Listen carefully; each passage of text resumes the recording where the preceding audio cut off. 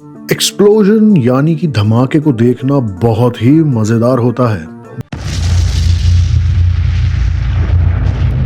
बड़ा एक्साइटिंग सा लगता है, चाहे फिर वह नेचुरल हो या आर्टिफिशियल हो। पर यह देखना मजेदार और एक्साइटिंग तभी है जब वह एक्सप्लोजन किसी वीडियो क्लिप में दिखा हो। असलियत उनसे पूछी जाए जो कि उन एक्सप्लोजन्स के समय उस जगह पर थे या उस जगह के आसपास या थोड़ी ही दूर, तो शायद वह एक्सपीरियंस सुन करके रूह कांप जाए, क्योंकि वह इतने भयानक, विनाशकारी और घातक होंगे कि उनके होने के बाद उनके आसपास का सब कुछ ही खत्म हो गया होगा। मार्शल आइलैंड्स के एक आइलैंड बिकिनी अटॉल में हुए दुनिया के सबसे बड़े अंडर वाटर न्यूक्लियर टेस्ट से लेकर कैसाकेड्स के ज्वालामुखी माउंट सेंट हेलेंस तक, नॉर्दर्न चाइनीज पोर्ट सिटी के चाइनीज वेयरहाउस में हुए एक्सप्लोजन से लेकर टेक्सास के फर्टिलाइजर प्लांट एक्सप्लोजन तक, यहाँ पर हम आज के अपने इस वीडियो में आपको दिखाएंगे ऐसे ही कुछ विनाशकारी विस्फोट। तो चलिए चलते हैं हमारे सफर पर, जिसमें हम जानेंगे कि क्या हुआ जब हुए रोंगटे खड़े कर देने वाले विनाशकारी विस्फोट। Biggest explosions caught on camera था। लेकिन वीडियो में आगे बढ़ने से पहले हमारी आपसे एक रिक्वेस्ट है कि अगर आप हमारे चैनल पर नए आए हैं तो प्लीज हमारे चैनल को सब्सक्राइब कर लीजिए और वीडियो पसंद आए तो उसे लाइक जरूर करिएगा। 30,000 gallons propane explosion, Murdock Illinois, 1983 की बात है ये। 30,000 गैलन प्रोपेन और 50,000 गैलन आइसोब्यूटेन मिथाइल प्रोपेन ले जा रही ट्रेन दुर्घटनाग्रस्त हो गयी और आग पकड़ लेती है। धमाका बहुत ही जबरदस्त था। आसमान को छूती हुई आग की लपटें फूट रही थी। आग इतनी भीषण थी कि अग्निशमन दस्ता भी उसका कुछ नहीं कर सकता था। वहां तक किसी को पहुंचने नहीं दिया जा रहा था, क्योंकि आग प्रोपेन में लगने की वजह से हुई थी। इसलिए वहां पर 1 मील तक के एरिया को पुलिस वालों ने खाली करा दिया था। लेकिन एक टीवी समाचार दल ने सिर्फ आधा मील दूर ही इस सब की रिकॉर्डिंग करने की हिम्मत की।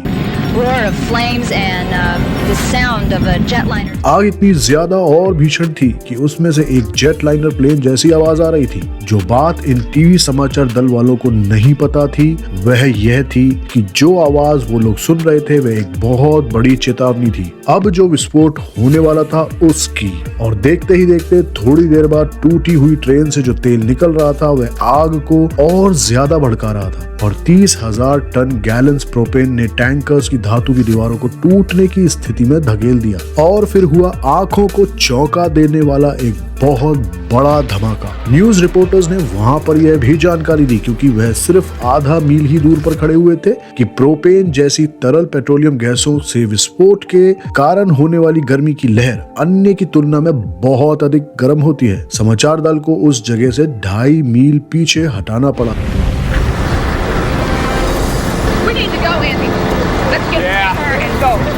रुकिए, आपको क्या लगा बस इतनी ही आग लगी? पिक्चर अभी बाकी है मेरे दोस्त। रात होते होते ट्रेन में उठे धमाके से निकली आग की लपटें पास में खड़ी दूसरी 50,000 गैलन आइसोब्यूटेन मिथाइल प्रोपेन ले जा रही ट्रेन को भी अपनी चपेटे में ले लेती है और उसमें मौजूद फ्यूल उसमें भी आग लग जाती है। और फिर होता है एक और बड़ा धमाका। Bikini Atoll under water nuclear test. Marshall Islands के एक आइलैंड बिकिनी अटॉल में हुए दुनिया के सबसे पहले अंडर वाटर न्यूक्लियर टेस्ट का नाम था क्रॉसरोड्स। यह प्रोग्राम था न्यूक्लियर अटैक से बचने के लिए नेवी वेसल्स को टेस्ट करने का। 25 जुलाई 1946 में यूएस मिलिट्री ने इस टेस्ट को करने के लिए परमाणु विस्फोट किया, जो कि उन्होंने बिकिनी अटॉल एरिया की खाड़ी में किया।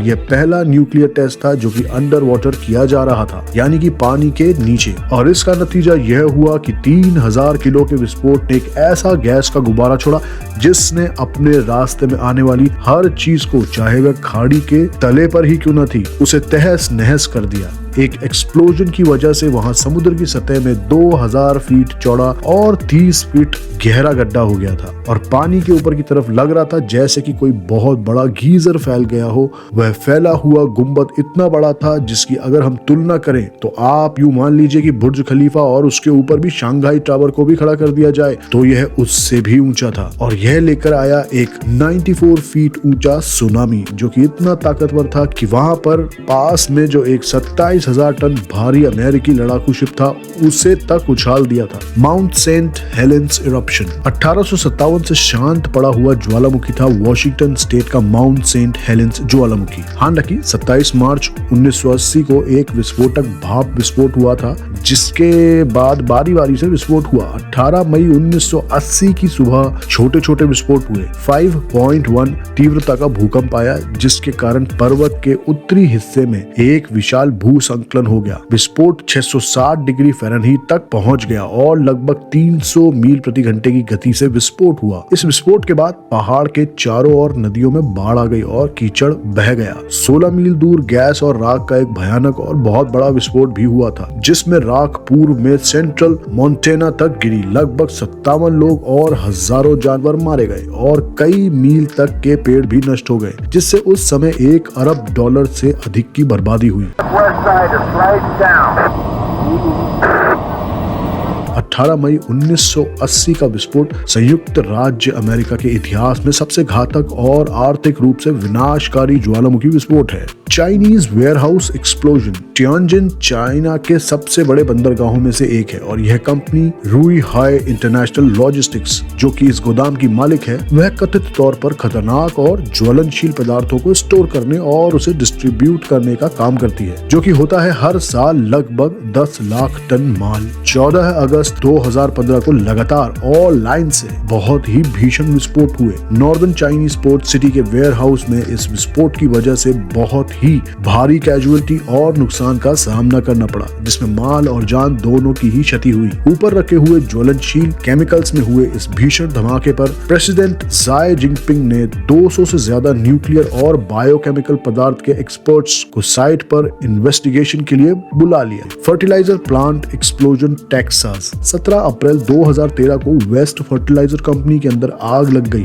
जो कि बाद में अमोनियम नाइट्रेट के विस्फोट में बदल गई। आग की सूचना पश्चिम के छोटे से शहर में इमरजेंसी यूनिट को दी गई थी, पर सूचना पहुंचाने के 20 मिनट बाद तो यह भीषण विस्फोट हो ही गया था। उस छोटे से शहर को इस बड़े से धमाके की काफी कीमत चुकानी पड़ी। काफी भारी नुकसान हुआ लोगों का और उनकी मदद के लिए आगे आए आसपास के शहरों के दूसरे लोग और सोसाइटीज। एक्सप्लोजन में तकरीबन 15 जाने गई और 160 लोग अलग अलग तरह की चोटों से ग्रस्त हुए और इस विनाश में तकरीबन 500 इमारतों पर असर आया। यह इवेंट बॉस्टन मैराथन बॉम्बिंग के कुछ दिनों बाद ही हुआ था, तो लोगों को लगा कि यह भी कोई आतंकवादी गतिविधि ही होगी। इस ब्लास्ट के इफेक्ट की वजह से वेस्ट कम्युनिटी ने मदद मांगी। लोगों ने खाने से लेकर के खून डोनेट करने तक की मदद की। इस क्षति ने लोगों को सिर्फ पैसे से ही नहीं बल्कि इमोशनली भी हिला करके रख दिया। उस समय के प्रेसिडेंट बराक ओबामा ने मौन सभा को अटेंड किया, जो कि इस विनाश की वजह से मृत लोगों की याद में रखी गई थी। दोस्तों, उम्मीद करते हैं कि आपको हमारा यह वीडियो पसंद आया होगा। अगर आपको अच्छा लगा हो तो प्लीज इस वीडियो को लाइक कीजिएगा और हमारे चैनल को सब्सक्राइब जरूर कर लीजिएगा।